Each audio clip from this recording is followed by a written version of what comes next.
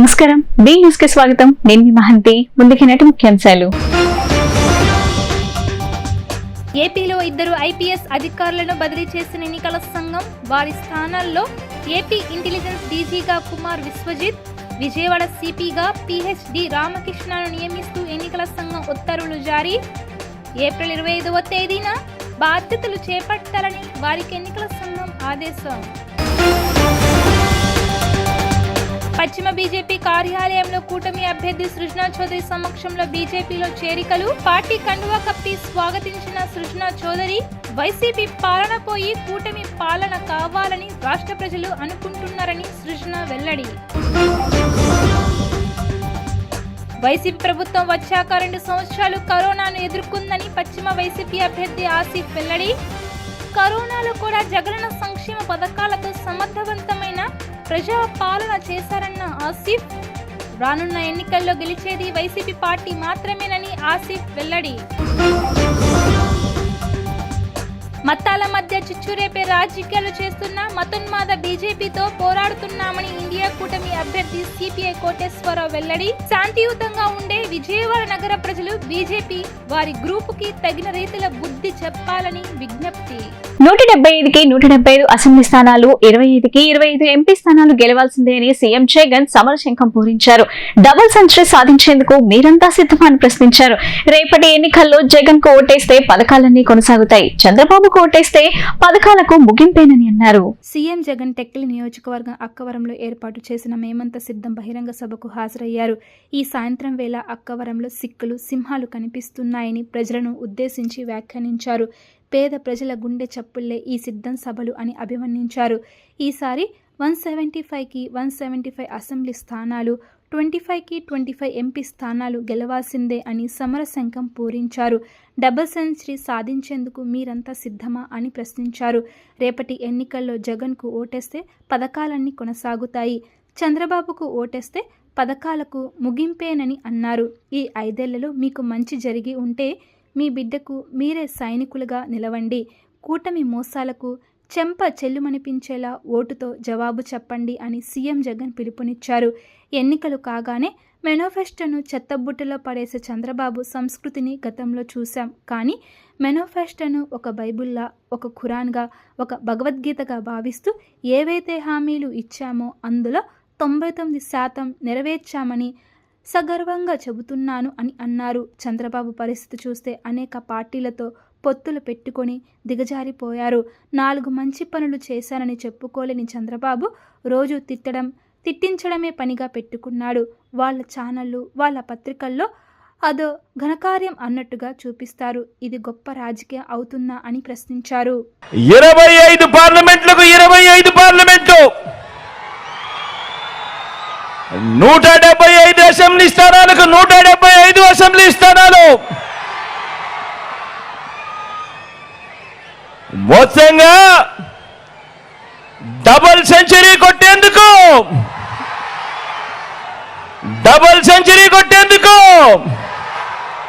మీరంతా సిద్ధమేనా?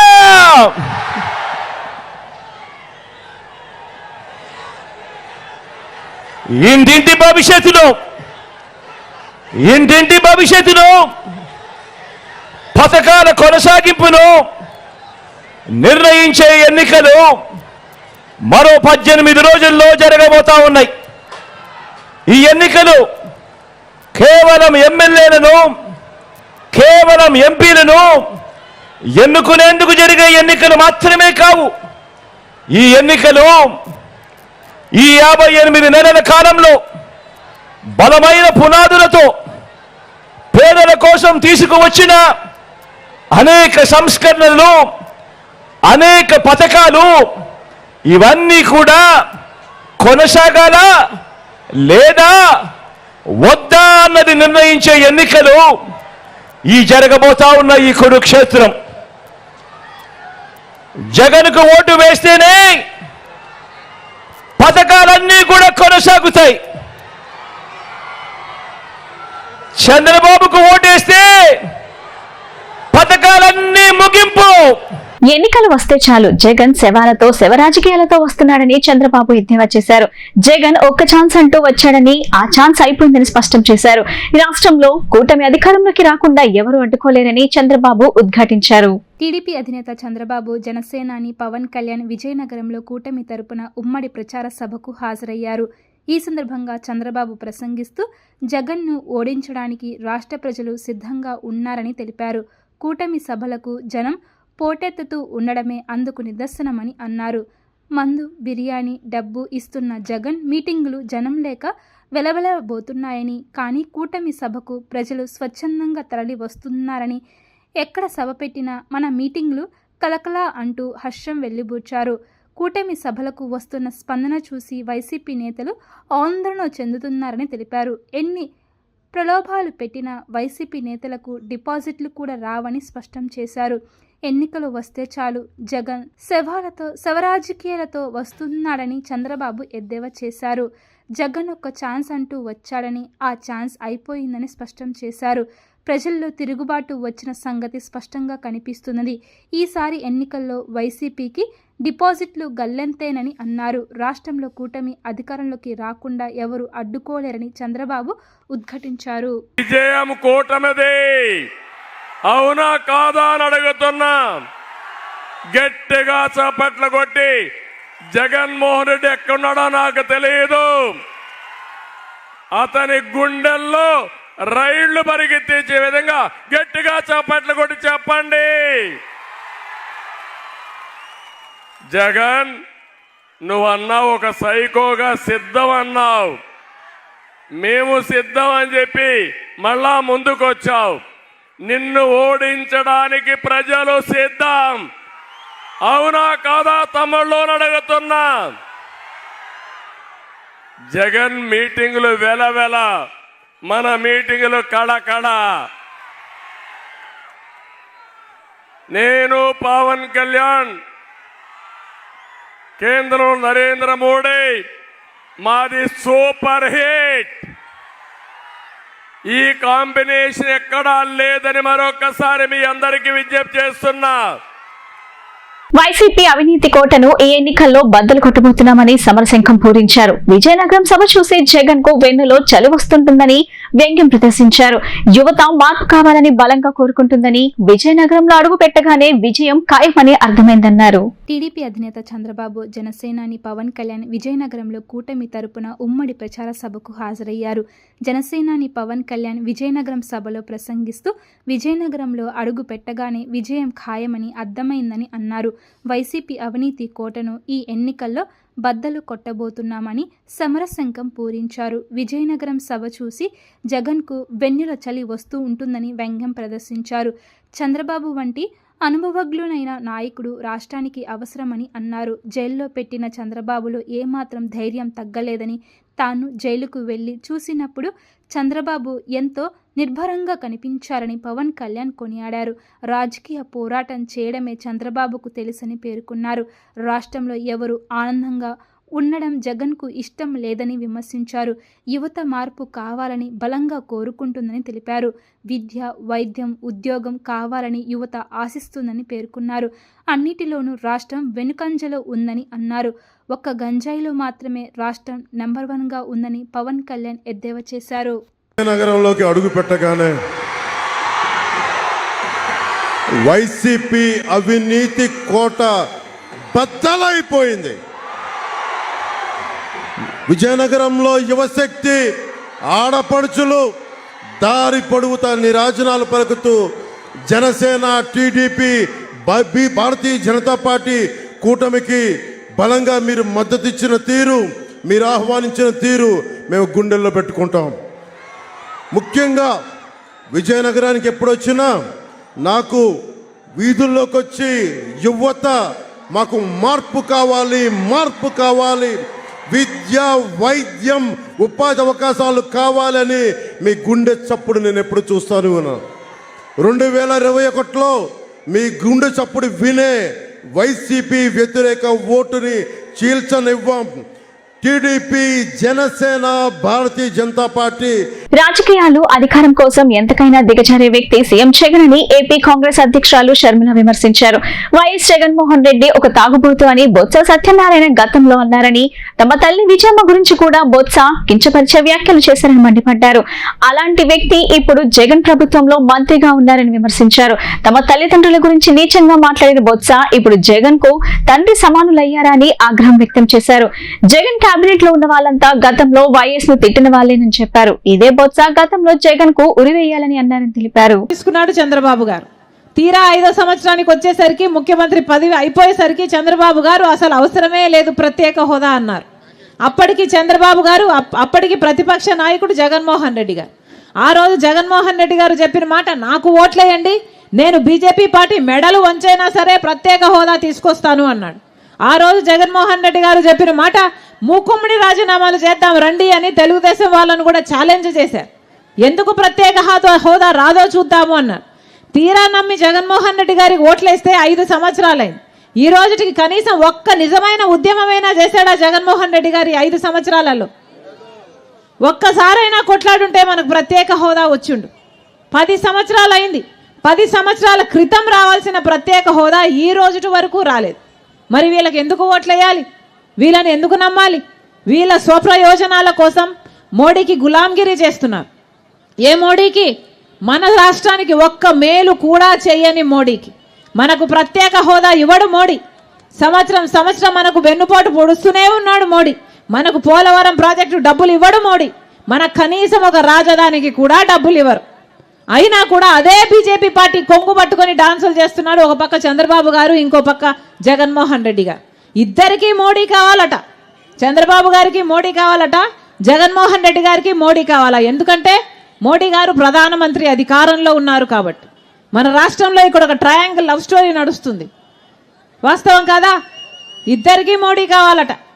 కానీ ప్రజల సంక్షేమం ఏమిటి, ప్రజలకు కావాల్సింది ఏమిటి అన్నది మటుకు అందరూ వదిలేశారు. ప్రజా ప్రయోజనాలను తాకట్టు పెట్టారు. స్వప్రయోజనాల కోసం మాత్రమే ఈరోజు పనులు చేసుకుంటున్నారు. స్వప్రయోజనాల కోసం మాత్రమే ఈరోజు రాజకీయాలు చేస్తున్నారు. లేకపోతే మోడీ గారు మనకి ఏం చేశారని చంద్రబాబు గారు మళ్ళీ అదే మోడీ గారితో పొత్తు పెట్టుకుంటున్నారు. మోడీ గారు ఏం చేశారని జగన్మోహన్ రెడ్డి గారికి మోడీ గారితో అక్రమ పొత్తుంది.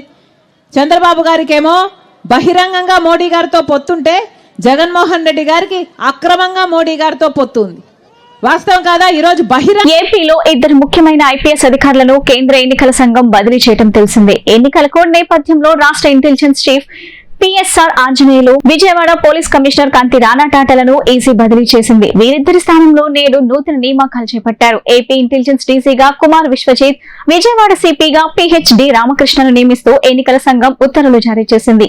ఏప్రిల్ 25న బాధ్యతలు చేపట్టాలని వారిని ఆదేశించింది. సీఎం జగన్ రాజకీయ పాలనపై రాష్ట్ర ప్రజలందరూ అనేక ఇబ్బందులు పడి విసుగు చెంది ఉన్నారని పశ్చిమ నియోజకవర్గ కూటమి అభ్యర్థి సృజనా చౌదరి అన్నారు. వైసీపీ పాలన పోయి కూటమి పాలన కావాలని రాష్ట్ర ప్రజలు అనుకుంటున్నారని అన్నారు. కులం, మతం భేదం లేకుండా అన్ని వర్గాల యువత బీజేపీలో చేరటం శుభపరిణామమన్నారు. బుధవారం బీజేపీ కార్యాలయంలో రెడ్డిపల్లి రాజు ఆధ్వర్యంలో సుమారు 500 మంది కార్యకర్తలు బీజేపీలో చేరారు. వారిని పశ్చిమ నియోజకవర్గ కూటమి అభ్యర్థి సృజనా చౌదరి బీజేపీ కండువా కప్పి పార్టీలోకి ఆహ్వానించారు. ఈ కార్యక్రమంలో సృజనా చౌదరి మాట్లాడుతూ వైసీపీ పాలనలో అన్ని వర్గాల ప్రజలు ఇబ్బందులు పడ్డారని, రాష్ట్రం అన్ని రంగాల్లో వెనుకబడిపోయిందని పశ్చిమ నియోజకవర్గం కూటమి అభ్యర్థి అన్నారు.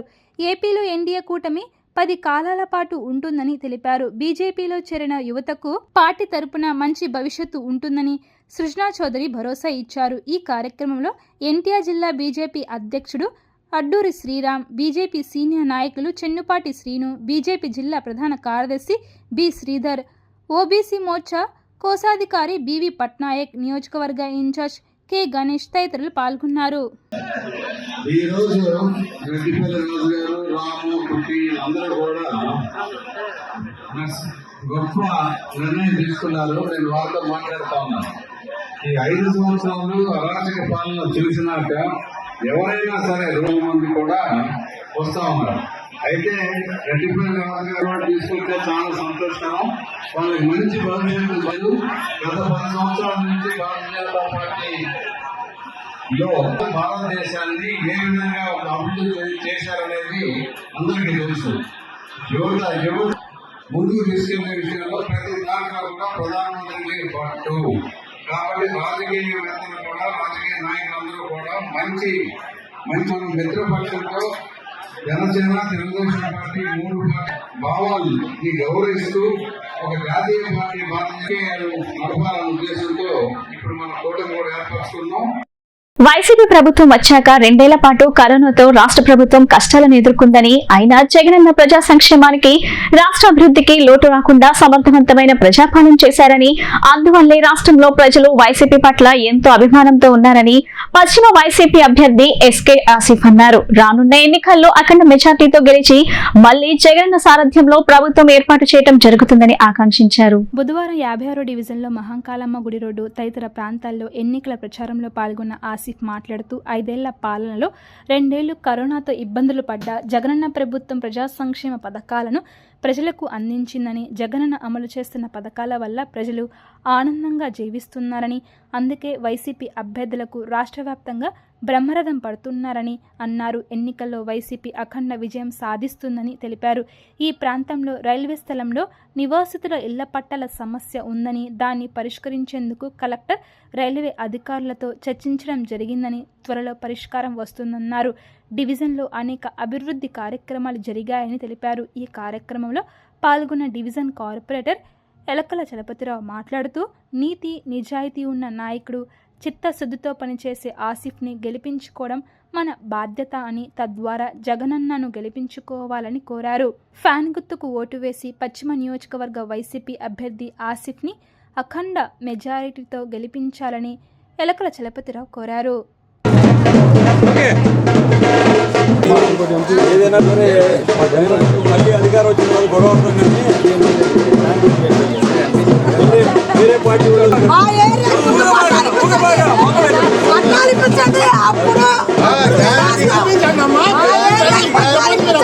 ఈరోజు విజయవాడ పశ్చిమ నియోజకవర్గం 56వ డివిజన్లో గడప గడప కార్యక్రమం ప్రారంభించడం జరిగింది. ఎలకల చలపతిరావు గారి ఆధ్వర్యంలో. అలాగే ఈ యొక్క కార్యక్రమానికి కార్పొరేటర్లు, చైర్మన్లు, డైరెక్టర్లు, వైఎస్ఆర్సీపీ నాయకులు, అనుబంధ సంఘాల వాళ్ళందరూ కలిసి ఈ యొక్క గడప గడప కార్యక్రమంలో పాల్గొనడం జరిగింది. ఈ యొక్క మహంకాళమ్మ గుడి రోడ్లో మేము గడప గడప కార్యక్రమం చేపట్టడం జరిగింది. ఎక్కడైతే మహంకాళమ్మ గుడి రోడ్లో రాగానే అక్కడ స్థానికులందరూ మాకు ఎప్పటి నుంచో మేము ఈ యొక్క రైల్వే స్థలాల్లో ఉంటున్నాం, ఆ ఒక్క పరిష్కారాన్ని మీరు పరిష్కరించే విధంగా ముందుకెళ్ళాలి, మాకు ఎక్కడైనా సరే మాకు స్థలం కేటాయించే విధంగా, లేనిచో ఇక్కడ మాకు పట్టాలు ఇచ్చే విధంగా మాకు మీరందరూ సమకూర్చే విధంగా ముందుకెళ్ళాలని చెప్పడం జరిగింది. గతంలో కూడా వైఎస్ఆర్ కాంగ్రెస్ పార్టీ వచ్చిన తర్వాత కలెక్టర్ గారైనా, కమిషనర్ గారు కూడా కలిసి వచ్చి ఇక్కడ ఈ పట్టాల పరిష్కారం గురించి, ఈ యొక్క స్థలం గురించి కూడా రైల్వే అధికారులతో మాట్లాడి ఒక 7 ఎకరాల దాకా వేరే చోట స్థలం ఇస్తాం, ఇక్కడ మాకు స్థలం ఇవ్వండి అని చెప్పి అడగడం జరిగింది. కాకపోతే కరోనా ప్లస్ ఇంకోటి ఏంటంటే ఈ ఎలక్షన్స్ తొందరగా రావడం వల్ల 5 సంవత్సరాల పాలనలో 2 సంవత్సరాలు కరోనాలోని పోగా 3 సంవత్సరాల పాలన కొనసాగింది. మళ్ళీ వెంటనే ఎలక్షన్ కోడ్ రావడం వల్ల కొన్ని పనులు జరగలేదు. తప్పకుండా వైఎస్ఆర్ కాంగ్రెస్ పార్టీ అధికారంలో వచ్చిన తర్వాత జగన్మోహన్ రెడ్డి గారి దృష్టికి తీసుకెళ్ళి ఇక్కడ ఏదైతే ఇళ్ల పట్టాల సమస్య ఉందో ఆ సమస్యని పరిష్కరించే విధంగా మేము ముందుకెళ్తాం. ఇక్కడ స్థానికులు కూడా మాకు ఏదొక పట్టాల సమస్య కానీ, మిగతా పథకాలు కానీ, మాకు అన్ని ఫెసిలిటీస్ బాగానే ఉన్నాయి. గతంలో కూడా రోడ్లు వేయించడం, అన్ని వసతులు బాగానే ఉన్నాయి. కాకపోతే మా పట్టాల సంగతి తేల్చండి అని చెప్పి వాళ్ళు చెప్తున్నారు. డివిజన్లో మన వైఎస్ఆర్సీపీ అభ్యర్థి, యువ నాయకుడు, నీతి నిజాయితీ వంటి వ్యక్తిత్వం ఉన్నటువంటి మనిషి షేక్ ఆసిఫ్ గారు మహంకాళమ్మ గుడి రోడ్లో పర్యటించడం జరుగుతుంది. ఈరోజు ఇక్కడ ప్రజలందరూ కూడా వైఎస్ జగన్మోహన్ రెడ్డి గారి పాలనలో అందరికి కూడా పథకాలు అందరికీ అందుబాటులో వస్తున్నాయి. ప్రజలందరూ కూడా చాలా సంతోషంగా ఉన్నారు.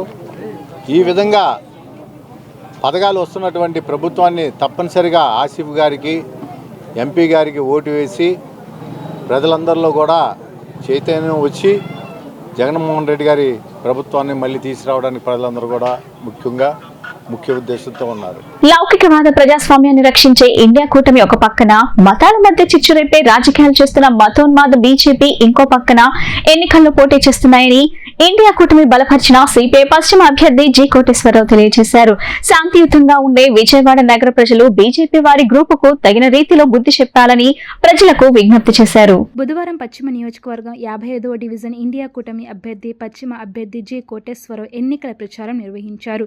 ఈ సందర్భంగా ఆయన మాట్లాడుతూ రాష్ట్రంలో కేంద్రంలో ఒకే పార్టీ ఉంటే అభివృద్ధి జరుగుతుందని బీజేపీ ప్రచారం చేస్తుందని, అభివృద్ధి సంగతి ఏమో కానీ అరాచకం జరుగుతుందని అన్నారు. అందుకు ఉదాహరణే మణిపూర్లో బలహీన వర్గాలపై మారణకాండ జరగటం దేశ ప్రజలందరికీ తెలుసని అన్నారు.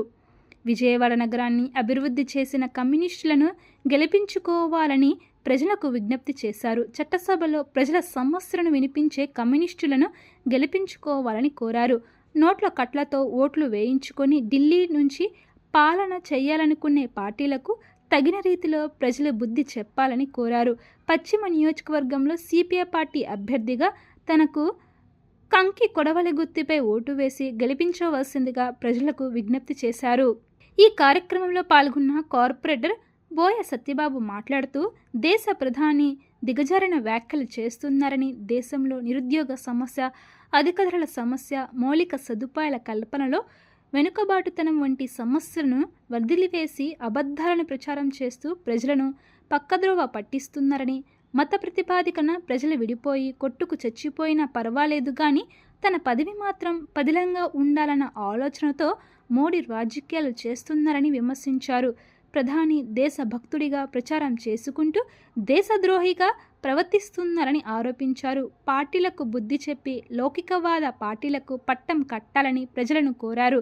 విజయవాడ పశ్చిమ నగరంలో దేశ ప్రజల సంపదను దోచేసి బ్యాంకులను కొల్లగట్టిన షీటర్లు, బీజేపీకి భజన చేస్తున్న వైసీపీ ఒకవైపు, రాజ్యాంగ విలువలను కాపాడే ఇండియా కూటమి మరొక వైపు ఎన్నికల బరిలో ఉన్నాయని, నీతివంతమైన రాజకీయాలను గెలిపించాలని ప్రజలకు విజ్ఞప్తి చేశారు. ప్రజా సమస్యలపై పూర్తి అవగాహన ఉన్న సిపిఐ అభ్యర్థి జి కోటేశ్వరరావును కంకి కొడవలి గుర్తుపై ఓటు వేసి గెలిపించాలని కోరారు.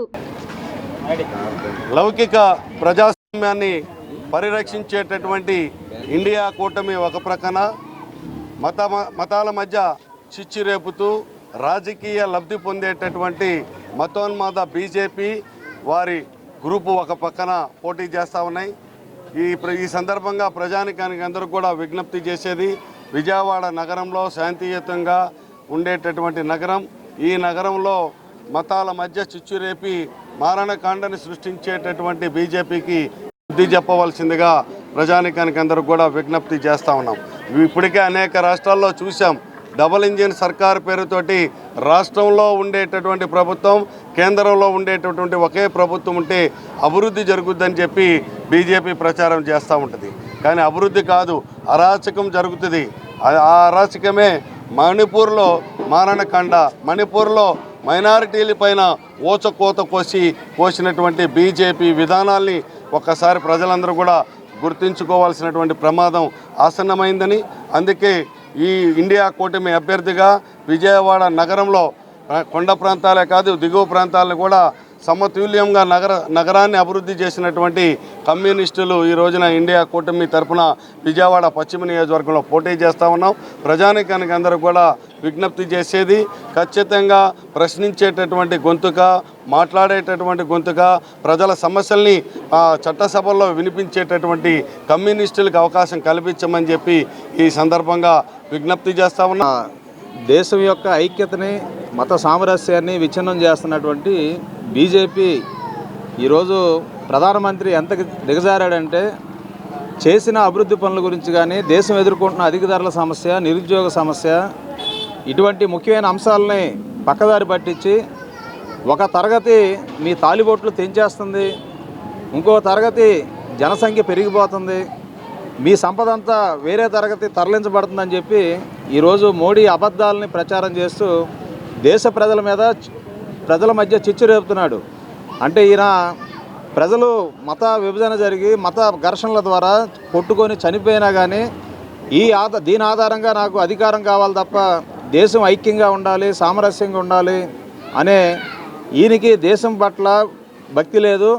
దేశాన్ని నాశనం చేసే దేశద్రోహిగా ఈరోజు ప్రధానమంత్రి తన వ్యాఖ్యల్ని దేశ ప్రజల ముందు ఉంచాడు.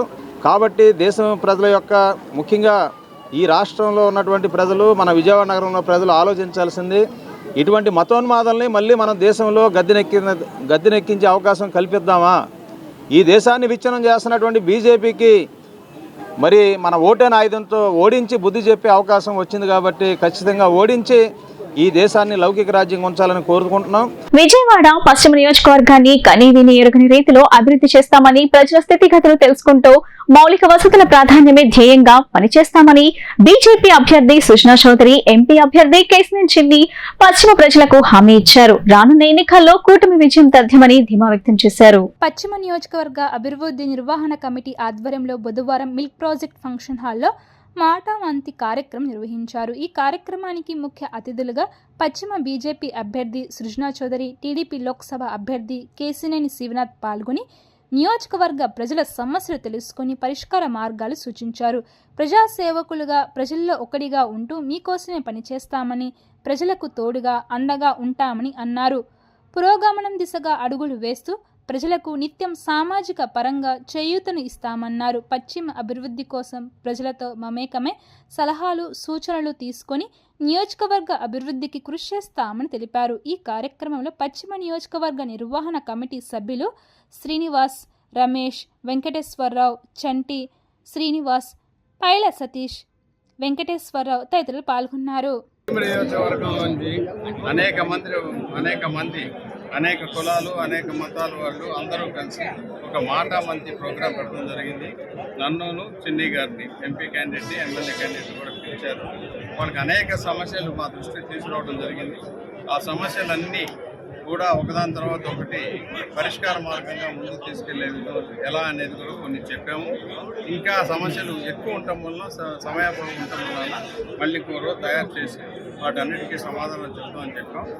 ఈ లోపల ఇక్కడ ప్రజలందరూ బ్రహ్మరథం పడతా ఉన్నారు. ఆ బ్రహ్మరథం పట్టింది వెళ్ళి మే 13వ తేదీన ఓటు రూపంగా వాళ్ళు గట్టిగా ఓటు పుట్టాలి. జూన్ 4వ తేదీన బ్యాలెట్ బాక్సులు పగలాలి అనే ఉద్దేశంతో చేయమని చెప్పి మనం చేస్తాం. మాటామంతి ఒక వినూతమైన కార్యక్రమం చేపట్టారు. ఒక న్యూట్రల్ ఆర్గనైజేషన్ వాళ్ళందరూ తప్పకుండా మంచి ప్రోగ్రాం పెట్టారు. ఎందుకంటే పశ్చిమ నియోజకవర్గంలో ఉన్న సమస్యలన్నిటినీ మా ముందు ఉంచారు. తప్పకుండా వాటిని పరిష్కరించడంలో కృషి చేస్తామని తెలియదు. సార్వత్రిక ఎన్నికల నేపథ్యంలో జిల్లాలో 6వ రోజైన బుధవారం విజయవాడ లోక్సభ 7 అసెంబ్లీ నియోజకవర్గాలకు మొత్తం 58 నామపత్రాలు దాఖలైనట్లు జిల్లా ఎన్నికల అధికారి కలెక్టర్ ఎస్ ఢిల్లీరావు తెలిపారు. విజయవాడ లోక్సభకు తెదేపా తరపున కేశినేని శివనాథ్, కేశినేని జానకి లక్ష్మి, వైకాపా తరపున కేశినేని శ్రీనివాస్, కాంగ్రెస్ అభ్యర్థిగా వల్లూరి భార్గవ్, వేరే పార్టీలు స్వతంత్రులుగా మరో 9 మంది, వెరసి 11 మంది అభ్యర్థులు నామినేషన్ దాఖలు చేశారు. మొత్తం 7 నియోజకవర్గాలకు 58 నామపత్రాలు దాఖలయ్యాయి.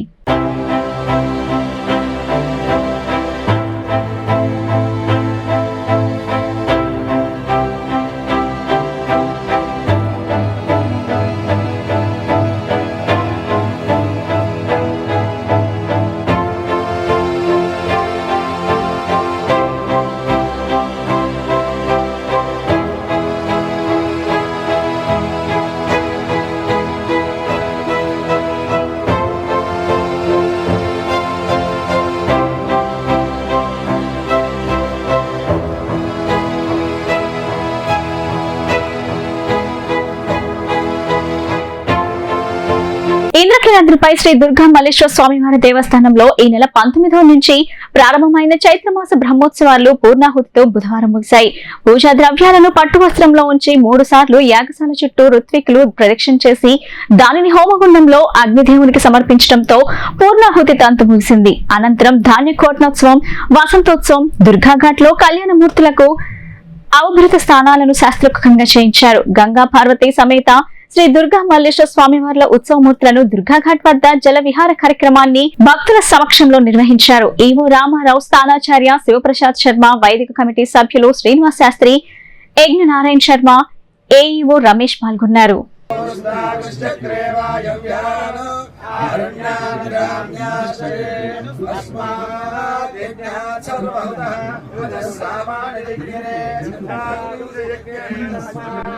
KU యూనివర్సిటీ విజయవాడ, హైదరాబాద్ క్యాంపస్లలో ఇంజనీరింగ్ కోర్సులో ప్రవేశానికై ఈ నెల 26వ తేదీ నుంచి కౌన్సిలింగ్ నిర్వహిస్తున్నట్లు యూనివర్సిటీ ఉపకులపతి డాక్టర్ పార్థసారథి వర్మ తెలిపారు.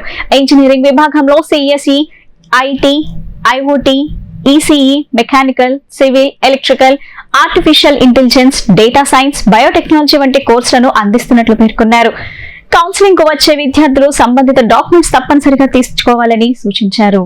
కేఎల్ యూనివర్సిటీ విజయవాడ, హైదరాబాద్ క్యాంపస్లలో కౌన్సిలింగ్ నిర్వహణ ఏర్పాట్లు తదితర అంశాలపై నగరంలోని యూనివర్సిటీ అడ్మినిస్ట్రేషన్ కార్యాలయం నందు మీడియా సమావేశం నిర్వహించారు. ఈ సందర్భంగా యూనివర్సిటీ ఉపకులపతి డాక్టర్ పార్థసారథి వర్మ మాట్లాడుతూ 26వ తేదీ శుక్రవారం ఉదయం 9 గంటల నుండి వడ్డేశ్వరంలోని యూనివర్సిటీ సి బ్లాక్లో కౌన్సిలింగ్ నిర్వహించేందుకు అన్ని ఏర్పాట్లు చేసినట్లు ఆయన పేర్కొన్నారు. జాతీయ స్థాయిలో కేఎల్ యూనివర్సిటీ నిర్వహించిన ఇంజనీరింగ్ ప్రవేశ పరీక్షల్లో ర్యాంకులు పొందిన విద్యార్థులతో పాటు ఇంటర్లో అత్యుత్తమ మార్కులు పొందిన విద్యార్థులు కూడా కౌన్సిలింగ్లో పాల్గొనవచ్చని ఆయన చెప్పారు. సుమారు 1,00,000 మంది విద్యార్థులు KLEE ఎంట్రన్స్ పరీక్షల్లో అర్హత సాధించారని తెలిపారు. ఉపకార వేతనాలు పొందుకోవాలనుకునే విద్యార్థులు ఈ నెల 26 నుండి 30 వరకు జరుగుతున్న కౌన్సిలింగ్కు తప్పనిసరిగా హాజరు కావాలని స్పష్టం చేశారు. 10% నుండి 100% వరకు కేఎల్ యూనివర్సిటీలో విద్యార్థులకు ఉపకార వేతనాలు అందుబాటులో ఉన్నాయని తెలియజేశారు. KLEE ర్యాంకులు, ఇంటర్ మార్కులు, JEE మెయిన్స్ ర్యాంకుల ఆధారంగా ఉపకార వేతనాల శాతాన్ని నిర్ణయిస్తామని ఆయన పేర్కొన్నారు. ఇంజనీరింగ్ విభాగంలో CSE, IT, IoT, ECE, mechanical, civil, electronic, artificial intelligence, data science, biotechnology వంటి కోర్సులను అందిస్తున్నట్లు పేర్కొన్నారు. అనంతరం university counselling convener doctor Suman మాట్లాడుతూ కౌన్సిలింగ్కు వచ్చే విద్యార్థులు సంబంధిత డాక్యుమెంట్స్ తప్పనిసరిగా తెచ్చుకోవాలని సూచించారు.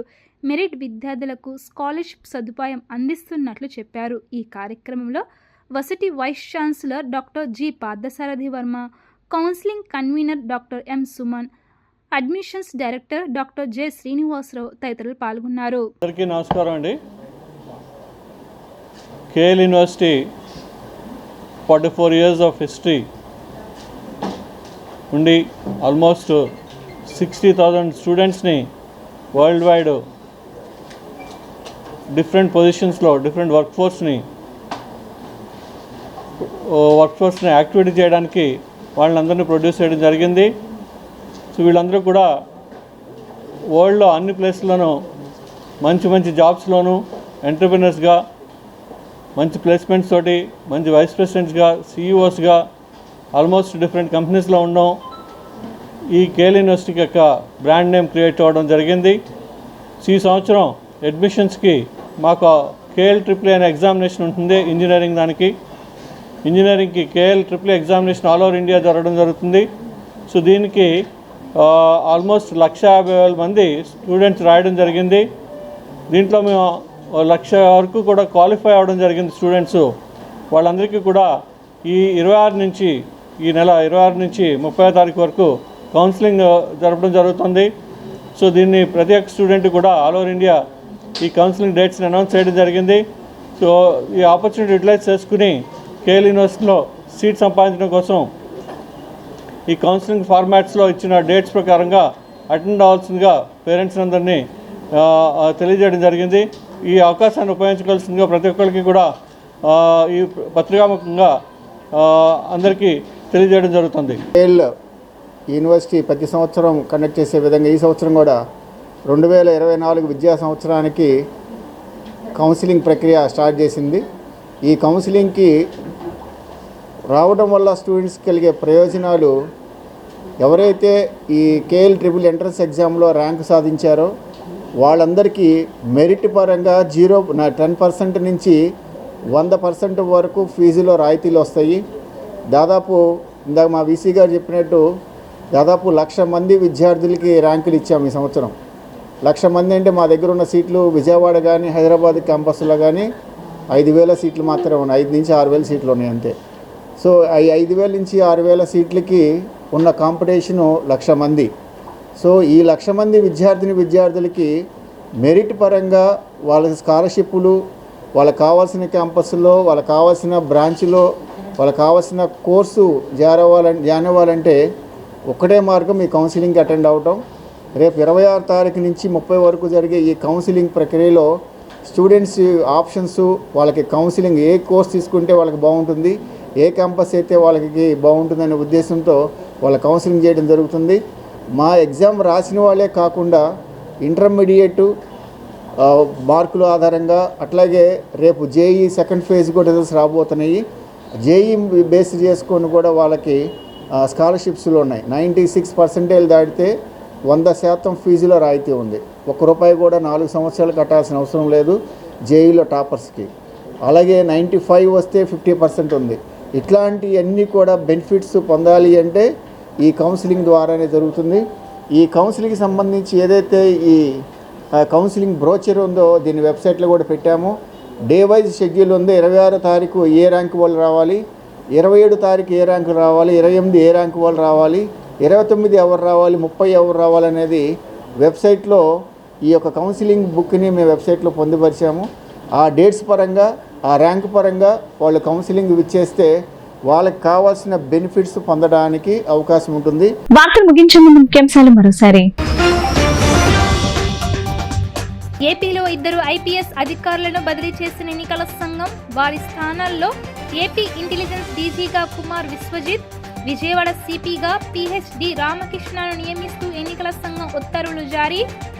ఏప్రిల్ 25వ తేదీన బాధ్యతలు చేపట్టాలని వారికి ఎన్నికల సంఘం ఆదేశం.